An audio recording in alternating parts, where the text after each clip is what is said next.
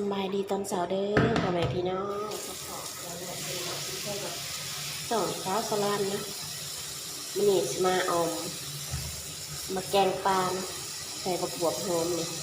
งามหอม3 หน่วย 10 บาทนี่3 หน่วย 10 บาทงามขนาด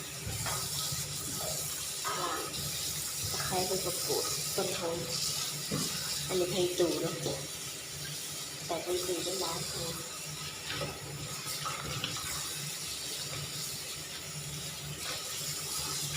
ล้างสะอาด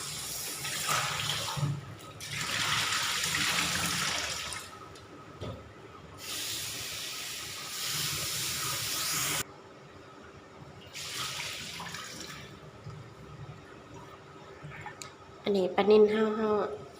ซับไว้แต่เมื่อวานเพราะว่า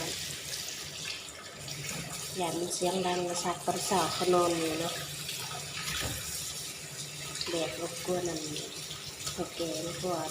เขาแก่นอนข้างหลังเขานอนถึงบนเสียงดังล้างได้เขาก็เลยซับไว้กับล้างก็ได้ล้างมันมาล้างมันเพื่อความสะอาดปลาหนึ่ง30 บาทในตัวนึงสวยเลยเขาคั่วเรียบร้อยเขาก็เดี๋ยวซื้อมาซักเลยโอ้นี่เรียบร้อยเขาเตรียมทุกอย่างเรียบร้อยเดี๋ยวเราสิไปตำแจ่วเนาะเดี๋ยวเราไปตำเครื่องแกงอันนี้บักพริกอันข้าวเบื่อนะอันนี้พริกแห้งใส่ลงไปตามด้วยอันนี้หัวจังไข่ที่เขาซอยนะตะไคร้ซอย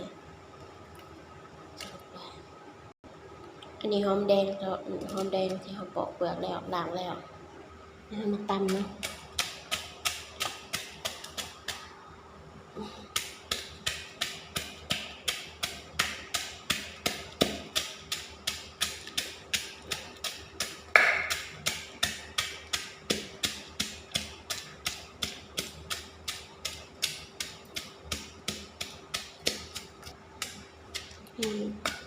เครื่องแกงเขาก็แหลกแล้วนะเขาสิไปแกงเลยนี่เขาสิมาเตรียมแกงใส่น้ำสะอาด1 ถ้วยนะเขาใส่น้ำปลาไปได้แล้วก็เปิดแก๊ส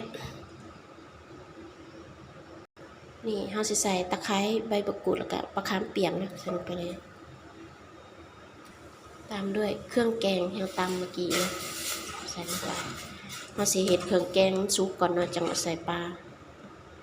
นี่เดี๋ยวเอาน้ำก้นโคกเทลงไปอีกเพราะว่าหลังเอาข้าวเบื่ออยู่ในโคกเนาะ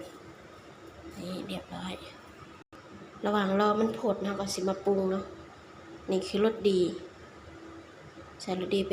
น้อยหนึ่งนะตามด้วยผงนัวใส่ลงไปตามด้วยเกลือเนาะอันนี้เกลือเด้อ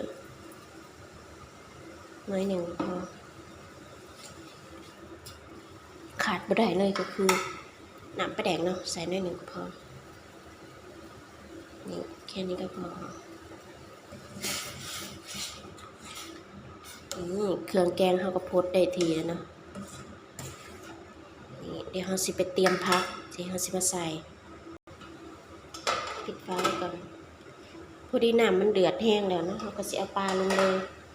เครื่องแกงเขาซุปแล้วเดี๋ยวซิมเบิ่งก่อนเด้อซิมรสชาติเบิ่งก่อนเนาะพอดียังกับเขาเพิ่มได้นะ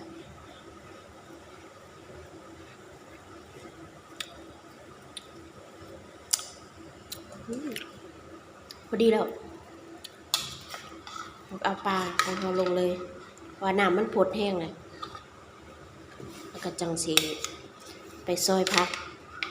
บักบวบมาใส่นะ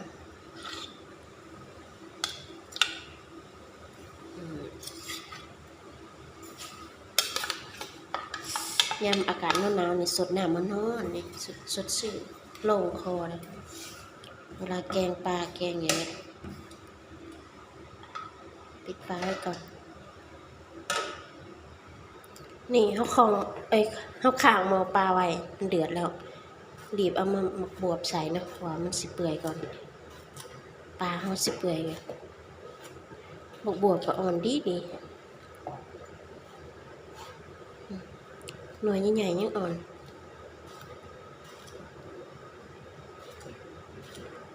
มีต้นหอมกับมันไผ่ตูเขาใส่ทีหลังก็ได้นะอ่อนขนาดแกงใส่น้ำมันนี่แซ่บนะแต่ว่ากินแกงน้ำมันบ่ได้แล้วแซ่บท้องแห้งเดี๋ยวเราจะไปใส่หม้อเนาะนี่กดบัวมันเด้อปลาเนี่ยใส่บวบลงไปนะรีบใส่เพราะว่าปลามันสุกแล้วอย่าบวบมันบสุกทานปลา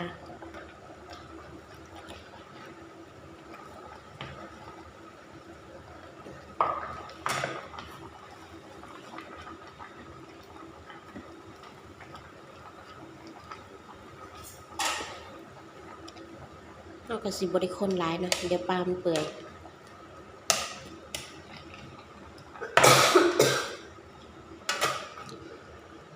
เดี๋ยวสิมาหั่นต้นหอมเนาะเอาไว้ใส่แกงเดี๋ยวบวบสุกเขาก็ใส่ต้นหอมแล้วก็ไผ่ตูใส่นะหั่นซะก่อน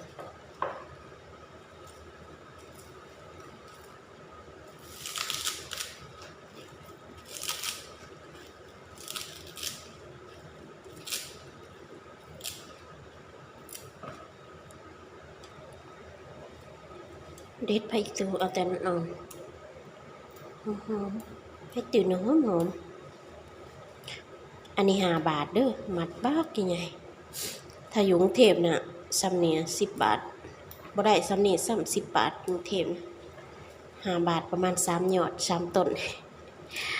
ต้นน้อยๆแต่นี่5 บาทปักหลายนี่แต่ไว้ด้นบ่ได้เนี่ยมันสิเปื่อยไว้ผักอันนี้มันเปื่อยไว้บ่คือผักอย่างอื่นเนาะถ้าซื้อมาแล้วต้องใส่ให้เบิดเดี๋ยวไม่งั้นบ่ได้กินบ่เกิน3 วันก็เน่าแล้วมันอ่อนเองเลยผักนี่บ่คือต้นหอมอยู่ได้เป็นอาทิตย์เนี่ยนี่เรียบร้อยดีก็ไปใส่แกงเอา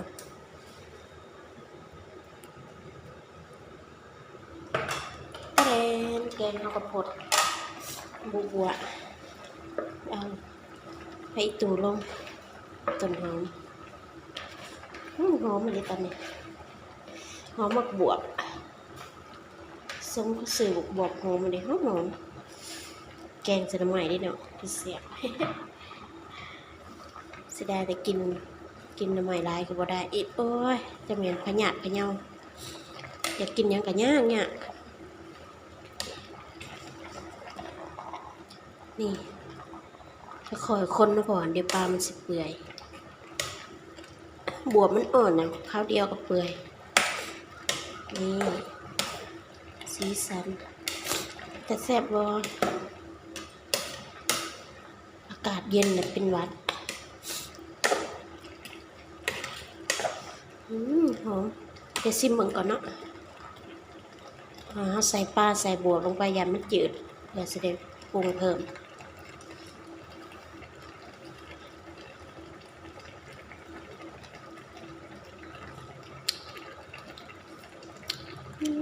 แซ่บไม่ต้องปรุงเพิ่มแล้วพอดีหรอกซุกเรียบร้อยเนาะเพราะว่าบวบเนี่ยเอาไว้โดนบ่ได้แล้วมันสิเปื่อยโพดซ้ำนี่แหละพอดีแซ่บเอากับปิดแก๊สได้เลยเนาะแซ่บในตอนปลาเฮามันดีกว่าปลายำเนี่ยเอามาแกงเนี่ยแซ่บปลามันก็คือปลาเนี่ยมันฝนเนาะมาแกงกับบ่แซ่บมันบ่มันปลายำหนาวเนี่ยมันกบเขียดบ้านเฮากับมันได้อยากกินแกงเขียดเลยเนาะเอามาแล้วก็ได้ นี่ก็จะแซ่บบ่แกงหมึกบวบใส่ปลานิลหอมมาเด้อทุกคนไปกินข้าวนำกันตอนเช้านี่ให้เบิ่งใกล้ๆหน้าตา ว่าถ้าแซ่บบ่คลิปนี้อำลาพาจากไว้เพียงเท่านี้เด้อฝากกดไลค์กดแชร์กดติดตามเพื่อบ่พลาดคลิปใหม่ๆไปแล้วสบายดี